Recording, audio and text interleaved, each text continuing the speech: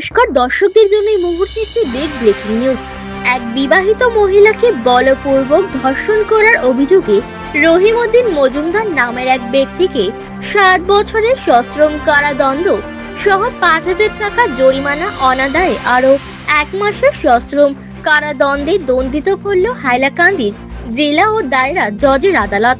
এই উপলক্ষে আজ পাবলিক প্রসিকিউটর দেবজিৎ চক্রবর্তী এবং আইনজীবী শাহাবুদ্দিন বরবইয়া জানান যে ঘটনাটি সংঘটিত হয় লালা থানার অন্তর্গত বিলাইপুর এলাকার শস্য গেনা গ্রামে 2020 সালের 26 সেপ্টেম্বর রাত্রি আনুমানিক 11টার সময় অভিযুক্ত আসামি রহিমউদ্দিন মজুমদার জৈনুক এক শিশুকন্যার জননী 34 বছর বয়সের বিবাহিত মহিলাকে তার স্বামীর অনুপস্থিতিতে ঘরে অনাধিকার প্রবেশ করে একাকিত্বের সুযোগ নিয়ে বলপূর্বক মহিলাটিকে অপর্যপরি ধর্ষণ করে পালিয়ে যায়।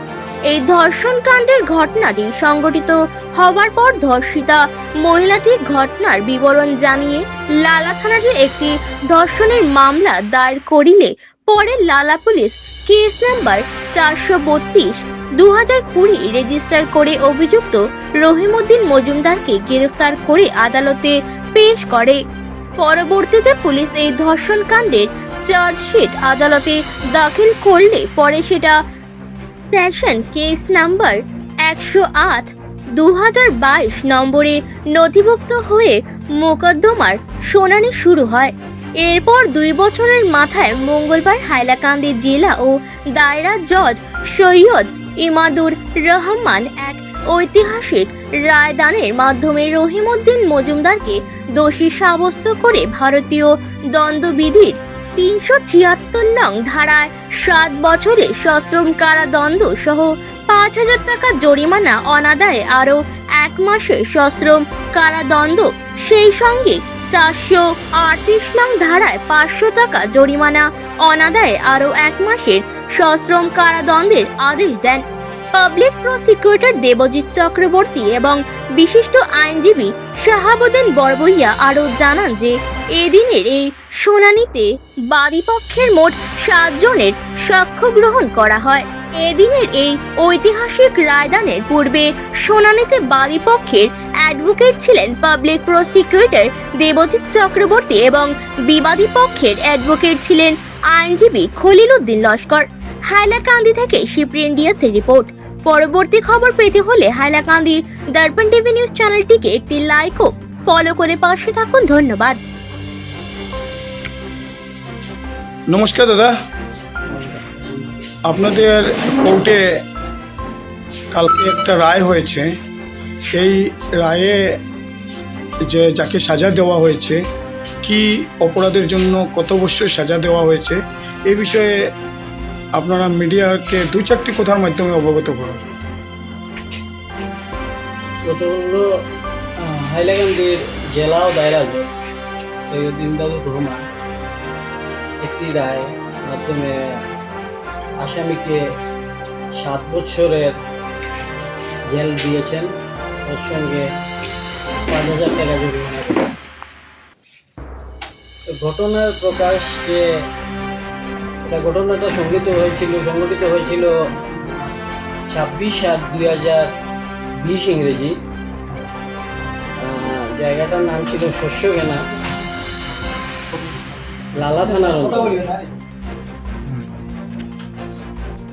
তো বাদিনী কেসটা দাখিল করেছিলেন ওই সময়। তো লালা পুলিশ সেই কেসটা নথিভুক্ত করে লালা পিএস কেস নাম্বার 432/2020 তারপর নথিভুক্ত করে কেসটা তদন্ত করে চার্জশিট দাখিল করে রেজিস্টার্ড হয়েছিল আন্ডার সেকশন 376(1)(4)(48) অফ আইপিসি। মানে তার অপরাধটা কি ছিল? সে মহিলাকে বলাৎকার করেছে।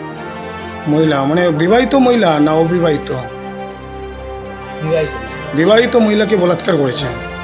আচ্ছা, যে বলাৎকার করেছে তার নাম? আসামি হচ্ছে গিয়ে রহিমউদ্দিন মজুমদার। আচ্ছা আচ্ছা। তো তো কেসটা পুলিশ চার্জশিট করার পর সেটা হাইলাকান্দি, ঘটনা কত সনের কত খ্রিস্টাব্দে হয়েছিল এটা?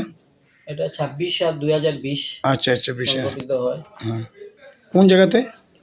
শস্যকেনা বলে একটা জায়গা, সেটা লালা থানার অন্তর্গত। হ্যাঁ, তো পুলিশ চার্জশিট দেওয়ার পর সেটা সেশন কেস নাম্বার 104/2022 তার নথিভুক্ত হয়ে সেখানে শুনানি শুরু হয়। প্রসিকিউশন সাইডে 7 জনের সাক্ষীবাদী গ্রহণ করে।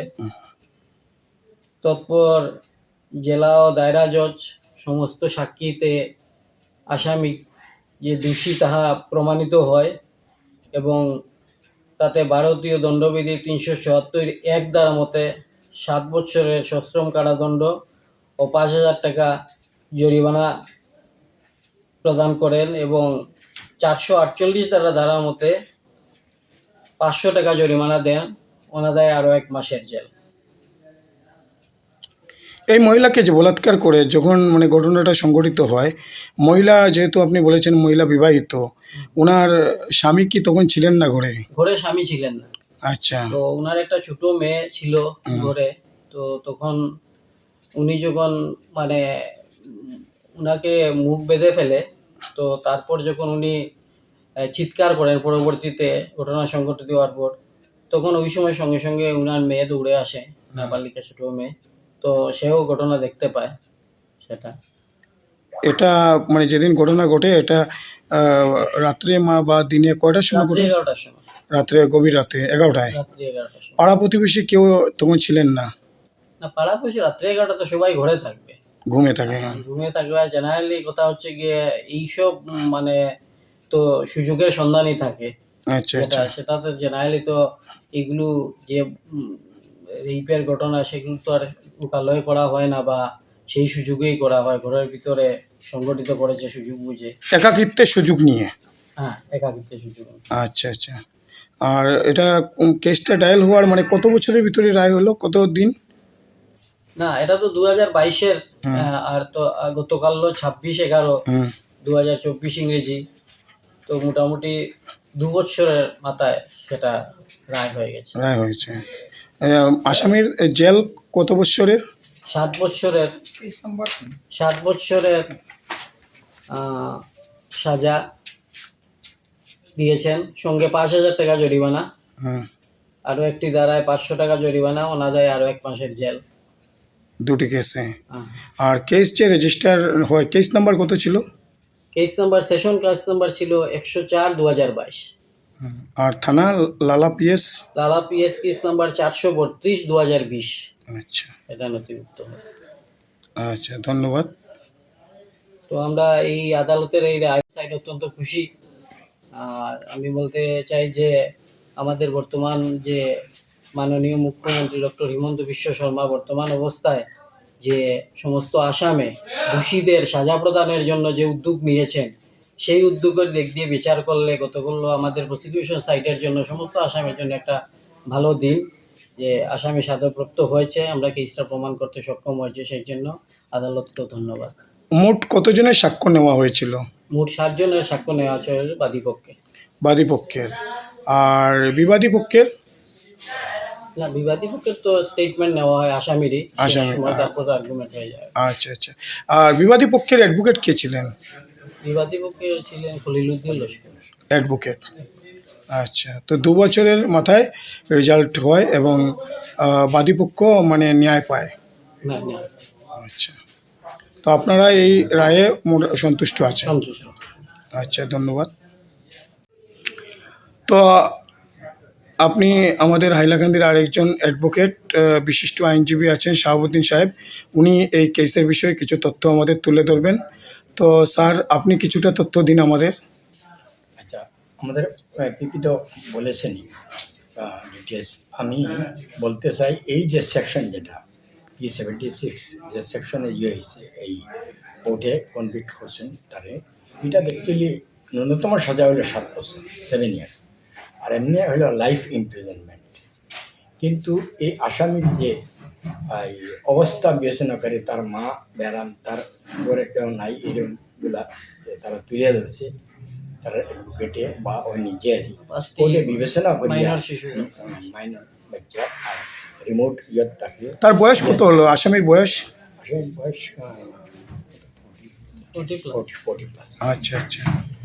এইরকম এই জাজমেন্টটা মানে অত্যন্ত মেসেজ সমাজে যাইব যাতে এই রেপ যাতে ওমেন মানে ওমেনের এগেনস্টে এইরকম যাতে কেউ না করে ফিউচারে এটা মানে সতর্কতা বলাৎকারের কেস যেটা মানে এমনি 7 বছরের 7 বছর আর এই যে সেকশনে হ্যাঁ হ্যাঁ, মিনিমাম 7 বছর আর এমনি কি যাবজ্জীবন হয় না? যাবজ্জীবন লাইফ।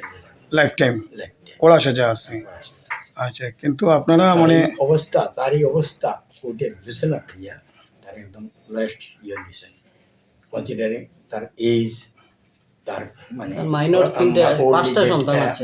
ওই আর ওল্ড এজ মাদার আছে করে ওই বিবেচনা বাচ্চা করে আছে রিমোট এরিয়া তাকে একা থাকে এই গ্রাউন্ডে তারে 7 ইয়ার্স দেওয়া হয়েছে।